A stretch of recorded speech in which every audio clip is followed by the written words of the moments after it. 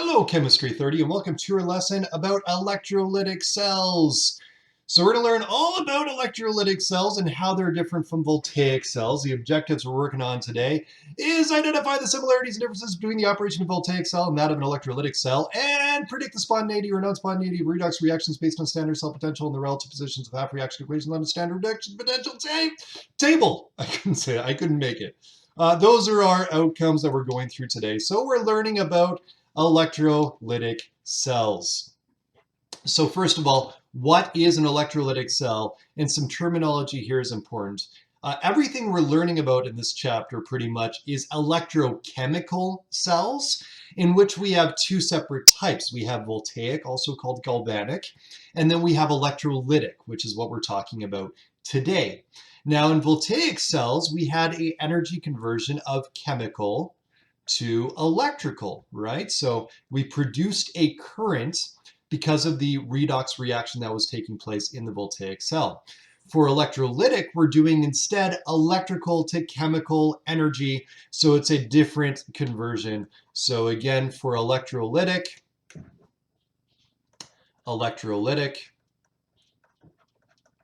we are going from electrical energy to chemical energy. Really important that you understand that distinction. It is almost like the opposite of a voltaic cell. Now, while a voltaic cell had a spontaneous redox reaction, for an electrolytic, it's non-spontaneous. So what that means is my SOA, right, my strongest oxidizing agent, is below my SRA. So this is uphill for spontaneity. So because of this, we need to have a power supply, essentially a electron pump that's going to force the electrons to go from SOA to SRA. So that's the big difference. Voltaic was spontaneous, electrolytic is not. Now in this diagram, you'll notice another big difference with this, and that's that we only have one container and we don't have a porous boundary. We only have one electrolyte. And the reason for this is we don't need to separate the OA and the RA. That's no longer a concern because the reaction isn't spontaneous. So the OA and the RA will not react unless we pump the electrons because of the power supply providing enough voltage in order to force it from the SRA into the SOA, right? In order for the oxidation from the anode to take place to fuel the reduction from the cathode. We have to provide a power supply pump in order to make that happen. So let's take a look at a cell and analyze it to show this actually happening. So we would start off by writing out what our major entities are. We have, of course, Pb solid. We've got Zn2 positive aqueous. We've got lead. We have sulfate ion. Then, of course, we have the water, H2O liquid. Now, I forgot to put in a redox table, so I'll be right back. So let's take a look at the redox table and figure out then what is taking place. So if I move forward here,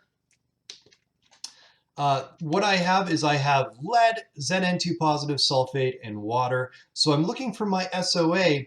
The strongest oxidizing agent I'm going to have is that Zn2 positive, right? So that's what I'm looking at for there. And then when I take a look at my SRA, the first thing I'm going to come to is my lead and sulfate half reaction, which is happening right here. Pb solid and SO4 2- is my strongest RA. Now, water is another OA that I have that is just barely below zinc, so that's not going to cut it. Zn2 positive is going to be the strongest oxidizing agent I have. So this is my SOA, and then together the lead and the sulfate is going to make up my SRA, again, this half reaction. So moving or going back a little bit here to show that, and I'm struggling with getting the right tool going on, I can write out my oxidation, my reduction, and then figure out what the voltage would be. So when I take a look at my reduction for my SOA, so that would be, of course, my cathode, I have Zn2 positive aqueous plus 2 electrons gives me Zn solid. And then when I look at my oxidation, which would happen at my anode, I have this lead reaction of Pb solid plus SO4 2 minus. Oh, messing that up because it's just solid, it's not too positive. Pb solid plus SO4 2 minus aqueous gives me 2 electrons, and then PbSO4 solid. So now what I have for voltages is I have negative 0.76 volts for my cathode, and then for my anode I have negative 0.36 volts.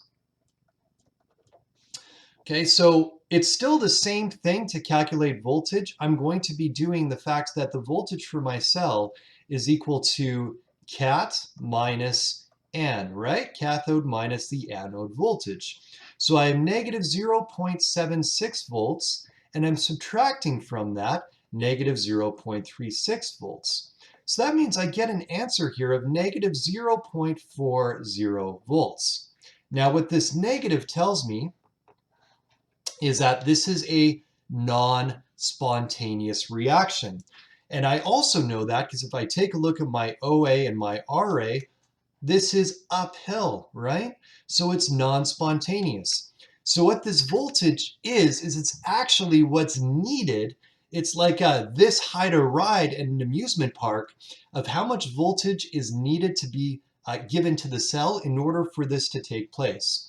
So the power supply that I have pumping electrons that would be going from I got to think about this, from the lead and the sulfate, it would be pumping these 2 electrons into the anode or the cathode where the Zn2 positive reacts with the 2 electrons to make the zinc. That would have to have a voltage for that power supply of 0.40 volts to have the power to pump that electron in the direction we need it to go in order for this to happen. Okay, so I need a power supply to make it happen, which is why it's a negative voltage. So how does an electrolytic cell differ from a voltaic cell?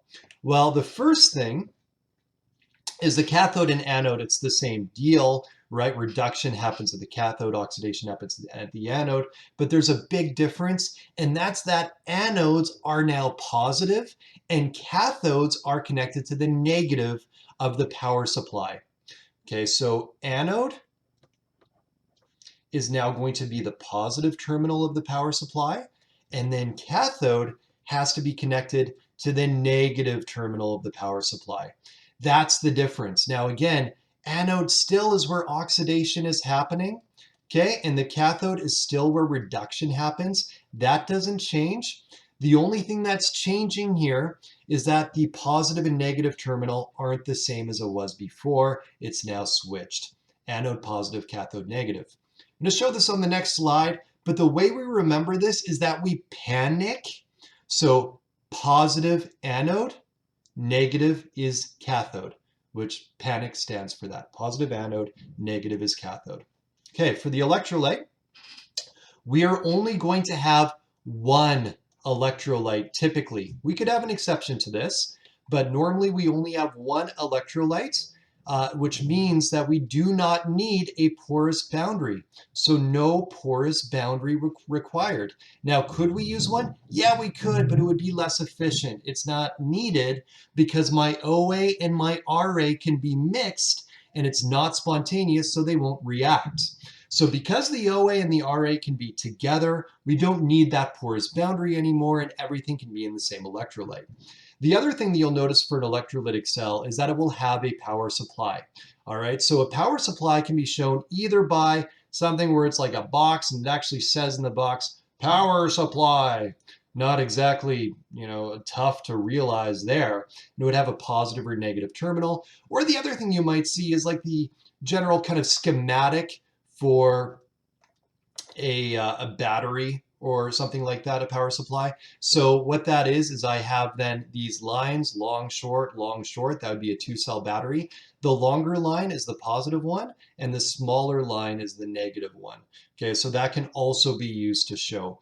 But that's different from a voltaic. A voltaic has instead a load. That's something that it's powering, or it has a voltmeter. Well, with an electrolytic, I've got a power supply or another battery that's actually working to make the electrolytic cell happen. Okay, so here are some kind of summary things for voltaic versus electrolytic. So voltaic is spontaneous, electrolytic is non-spontaneous. For voltaic, it has a positive voltage, while electrolytic has a negative voltage. For the cathode, this is the same, right? The SOA undergoes reduction. That's what happens at the cathode is reduction. But here's the difference. It's positive for voltaic, but negative for electrolytic. And then for an anode, again, that changes. SRA undergoes oxidation. That still happens. But now it's positive for electrolytic as it was negative for voltaic. Now, again, this might seem confusing, especially with how I said it. But the big thing here is that for electrolytic, we panic. So positive is anode, negative is cathode. That's the difference. Electron movement is still the same for electrolytic. It's going from anode to cathode. It's alphabetical. Okay, and the ion movement is the same as well. So the big thing here when we look at diagrams is the panic part of it, that now the anode is positive, the negative is cathode. And here's the trick, right? Panic. I'll even write it out. I've said it too many times already. Positive anode, negative is cathode. That's what that stands for. So my anode is now positive for electrolytic, and the cathode is negative. Again, this is only for electrolytic cells. Voltaic, cathode is positive, anode is negative. So when we look at a charger for a secondary cell that is recharged, when it's recharging, it's actually an electrolytic cell. Even your car battery, when the alternator is charging your battery up, it's acting as an electrolytic cell during that time. So when we're connecting it, it actually means that we're connecting it the opposite way around. Okay, so when I look at the cathode, right, that's going to be negative, and the anode is going to be positive. So I think that's kind of interesting. So let's take a look at a cell, and normally I would do this as a demo, but we can't do this as a demo because you're not here with me. So instead, we're going to watch a YouTube video showing it kind of going through the reaction. So I have potassium iodide. Now the carbons are the electrodes. We know that that's inert. Carbon is never going to be part of our redox reactions. It's an inert electrode. So what do I have? I have K positive aqueous, right? Because potassium iodide dissociates. I have I minus aqueous, and then of course I have water. So these are the major entities I have present if I have two carbon electrodes within a potassium iodide electrolyte.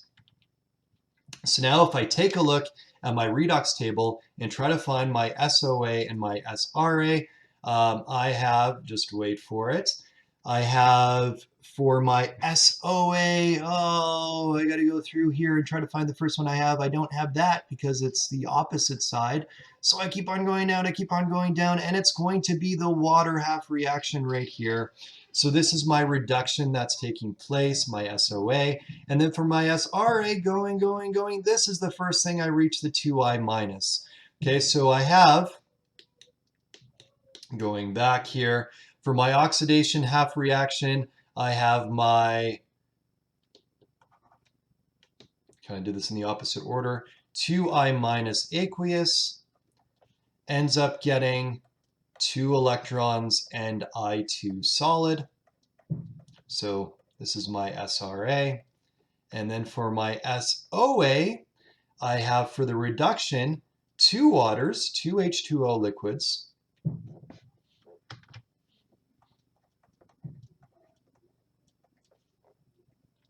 is reacting in order to, no, sorry, I'm adding 2 electrons first.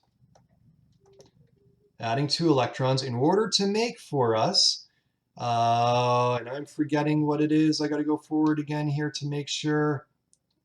H2 gas and 2OH minus, right? So H2 gas and 2OH minus aqueous. So our net reaction then is going to be 2I minus aqueous plus 2 waters gives me I2 solid H2 gas, and 2 OH minus aqueous. And you could probably hear my kids fighting in the background over cleaning up. All right, so now that I've got this, here's what's going to be happening at the anode, right, where oxidation happens. And here's what's going to be happening at the cathode.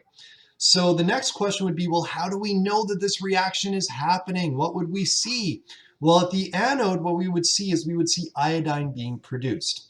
Now, iodine in low amounts will dissolve. We write it as solid, but it will dissolve a little bit at low amounts. And it's that kind of yellowy color, right, that you would see from an iodine solution from the hospital. So that's what we would observe if iodine was being produced at the anode.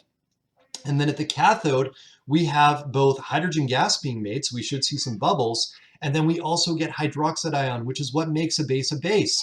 So in the video, you're going to see they add phenolphthalein to the solution. So when we have the base being made, when we have hydroxide being made, it turns pink. Okay, we get a pink color from the phenolphthalein turning pink because phenolphthalein turns pink at a pH of 8.2 or below. We can figure out the voltage here, the minimum voltage we would need. So if we go to our redox table, we have for the cathode positive 0.54 volts. Oh, sorry, I actually just wrote down the wrong thing because the cathode is negative 0.83 volts, right? So negative 0.83 volts for the cathode, and I'm going to minus from that my anode, which is positive 0.54 volts. So at the end of the day, what we would have for a voltage that would be required for this to happen is a total of negative 1.37 volts. So I would need at least 1.37 volts to be provided to this electrolytic cell in order for it to happen. Otherwise, it wouldn't take place. Again, it's a this high to ride. It either happens or it doesn't. And in fact, a higher voltage doesn't even make the reaction happen faster. That comes down to current. It's just a binary thing. If it is that voltage or above, it happens. If it's below, it doesn't happen. All right. So let's take a look at this video and see the different products as they're being made. So let me just find that video. Here we go. So we have this connected. You will notice that the positive terminal is right here. So that should be my anode. And then my negative terminal is right here. And that's my cathode, as long as they connected it the way that I hoped. If I go back to the thing here, my anode is making I2 and my cathode should have the bubbles and the hydroxide solution. So let's take a look and see if that happened as it should. Okay, so they're turning it on. Guaranteed that power supply is providing at least that 1.37 volts. And then at the positive anode, I have this iodine being made. Look at that brown kind of yellow being produced. And then that cathode is just bubbling away where I have the hydrogen gas being produced. So there you can see all of the bubbles. You're also starting to see some pink forming here. And the reason for that, again, is because I'm getting hydroxide ion being made. And so what's happening is we're seeing the phenolphthalein turn pink as that solution becomes basic because of the product that's being made at that cathode.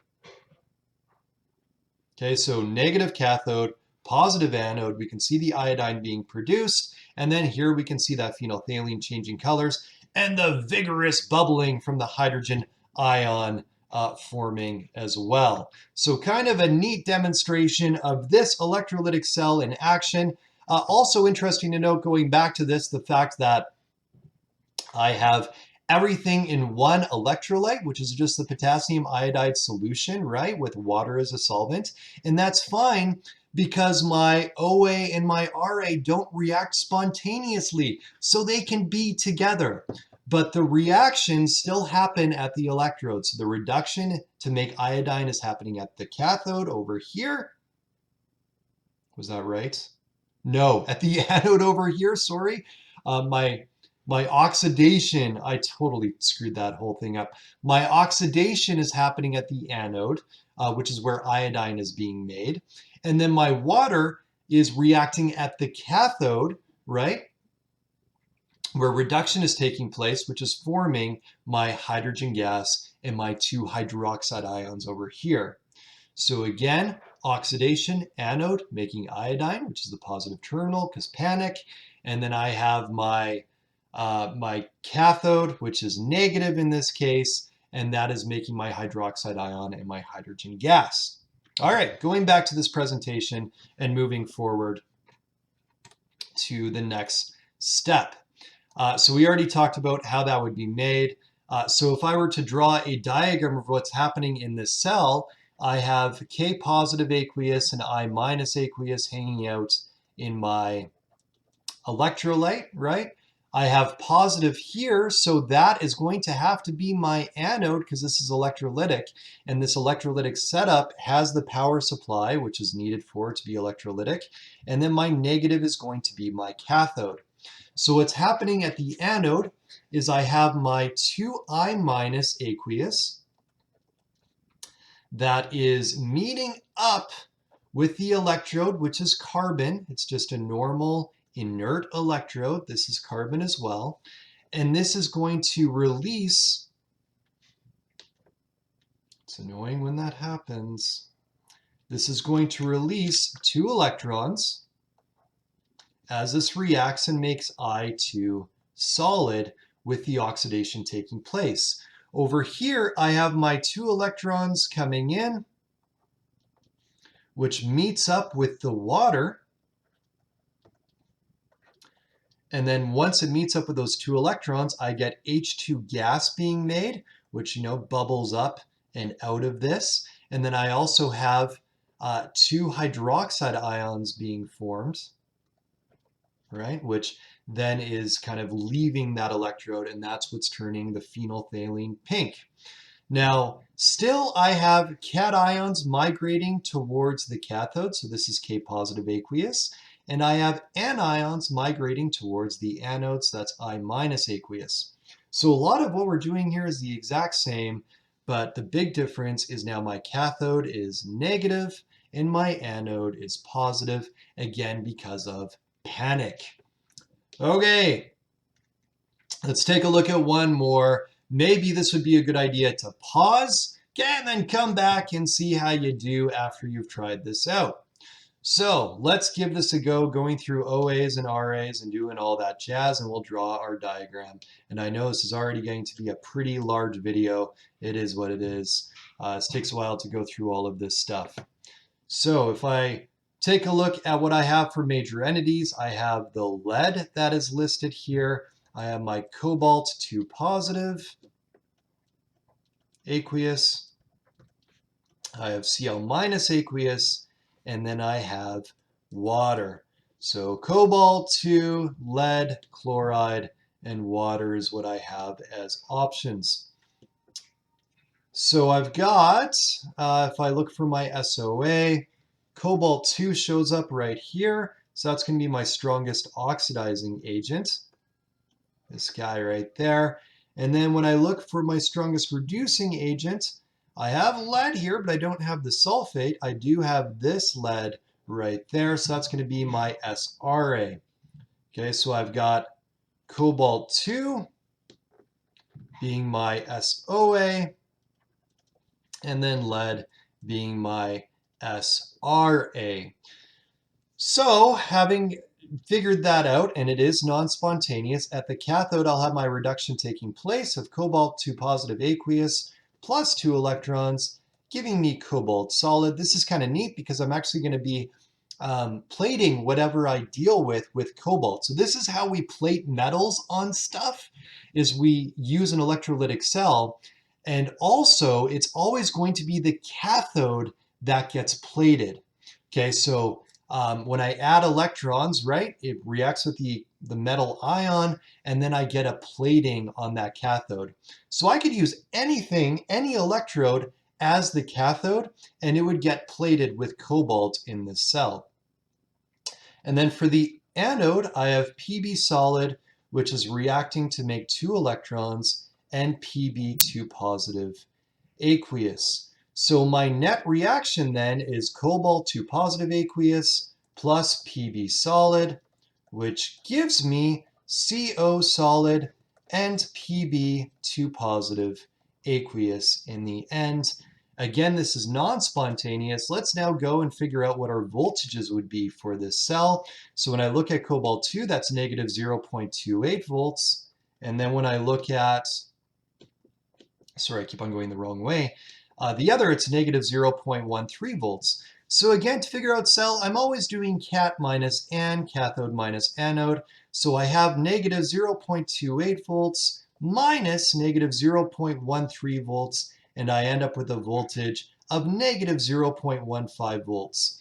This negative is what tells me that this is electrolytic, right? It's non-spontaneous. I have a negative voltage, so therefore it's an electrolytic cell, and I know that. And this electrolytic cell would just need 0.15 volts supplied by a power supply in order for it to happen.